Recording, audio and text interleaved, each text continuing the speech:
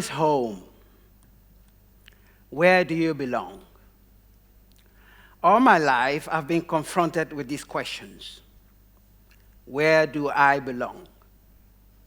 For many of us, belonging means belonging to a family. Well, I was born in Liberia, and I grew up in a family that consisted of more than 100 people. It was a vibrant family. My uncles and aunts functioned as my parents, besides my real parents. I had family members from neighboring countries, from Guinea and Sierra Leone. I felt loved and appreciated. But many a time, I had this vague sense of belonging. For some of us, belonging means belonging to a place. I've lived in many countries in the world. I've lived in Kuwait, in Syria, and in the Netherlands. In Kuwait, I encountered a culture that was very different from mine in many ways. And I thought, if I mastered the Arabic language, if I integrated into the Kuwaiti society, I thought I could belong. I learned Arabic. I integrated into the Kuwaiti society, so much so that at one point I dressed like a Kuwaiti. I had this white gown on. And I moved to Syria because of war.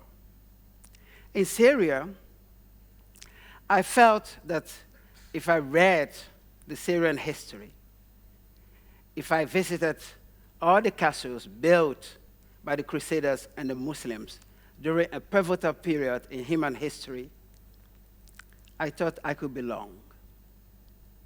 It was the same in the Netherlands.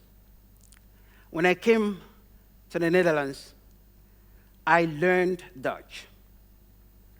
And I built on my passion for literature. In fact, it was in the Netherlands that I felt that I could read any book that I wanted. But many a times, I felt that I did not belong to all these new places. And when I had this feeling, when I had this sense of not belonging to all these places, memory gave me security.